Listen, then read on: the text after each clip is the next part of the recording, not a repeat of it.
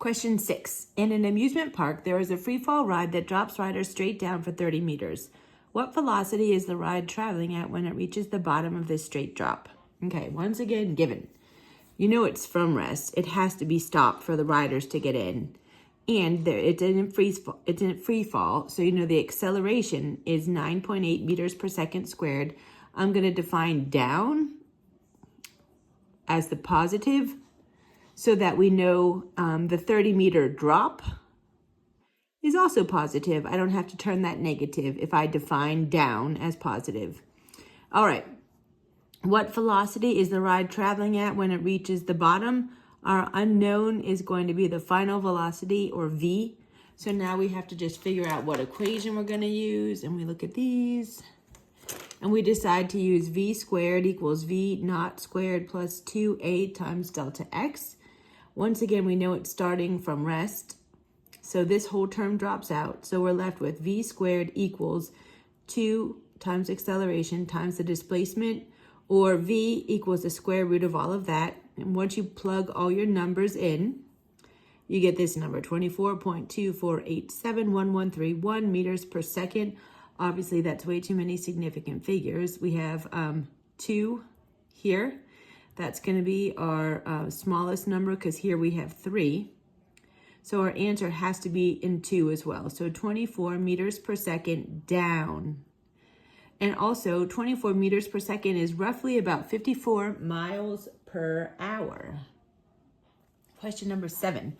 A physics student drops a rock off a cliff. If the rock takes 3.5 seconds to reach the bottom of the cliff, how tall is the cliff? In meters. All right, given. We know the time it takes, 3.5 seconds.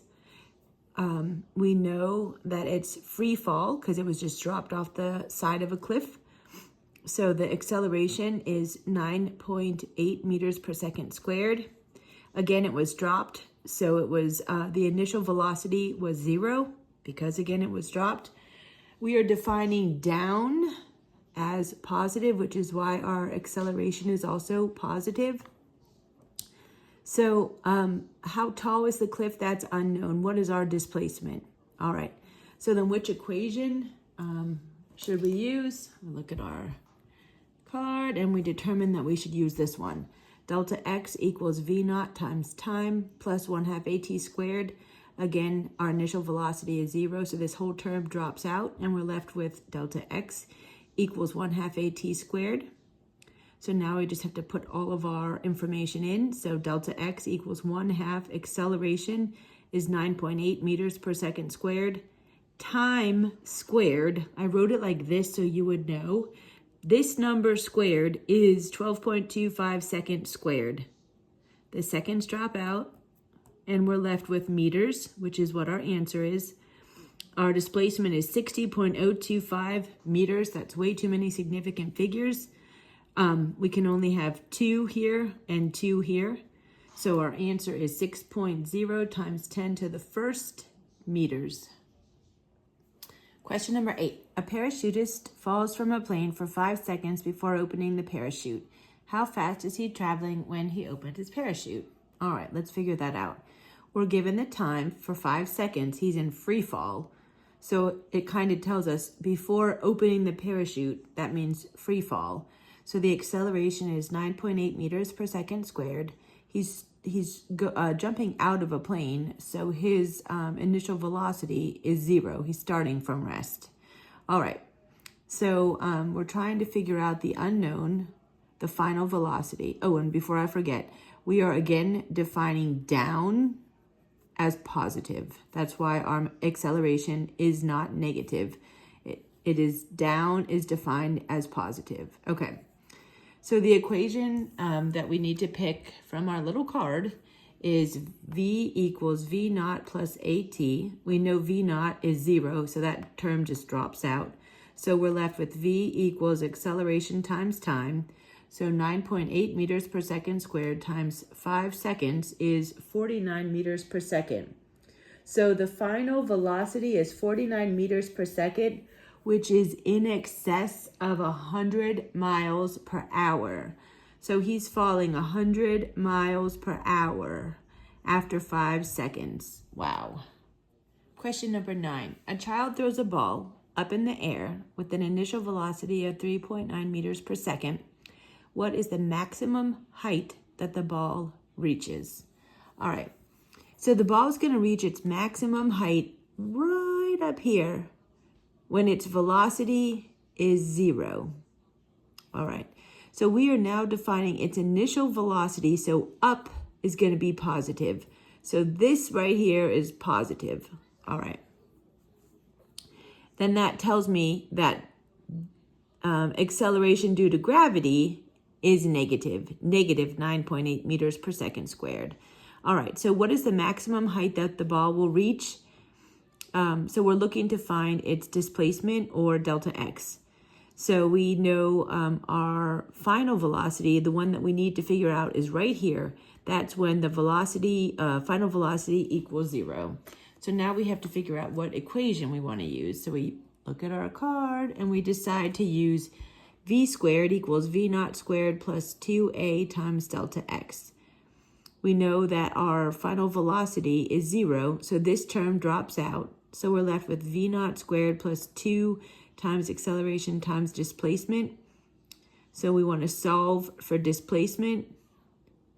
So we bring this to the other side. So negative v naught squared over 2a equals displacement. We put our numbers in, negative 3.9 meters per second, that number squared, over 2 times negative 9.8 meters per second squared. We get 0.77602 meters. We know that's way too many significant figures. So here we have 2. That's going to be the only number we can have. That'll be the number of significant figures allowed, 0.78 meters. So that means that the ball reached a height of 0.78 meters. Last question, number 10. A physics student stands on a ladder 12 feet above the ground and throws a ball up into the air. If it takes the ball 4.2 seconds to hit the ground, what was the ball's initial velocity? All right, one more time. What's given? We know that time takes 4.2 seconds. We are going to define up as positive. So the ball is thrown up. So we know there's a little bit of positive stuff here. That means we're going to have to define acceleration as negative 9.8 meters per second squared. Now, it talks to us, it tells us that there's 12 feet. So we may just want to use the English conversion for acceleration, or this, 32 feet per second squared. And then we know our displacement is delta x is negative 12 feet, because the ball has to go down this far past where it was. So it has to, defining down as negative, is negative 12 feet. We are looking for the ball's initial velocity, or v naught. Last time, we need to get our a card out. We're going to use this equation, delta x equals v naught t plus 1/2 at squared. We're going to rearrange the equation to solve for v naught. So v naught equals delta x minus 1/2 at squared all over t. When you go ahead and put all of the numbers in, you get this equation. It's a big equation.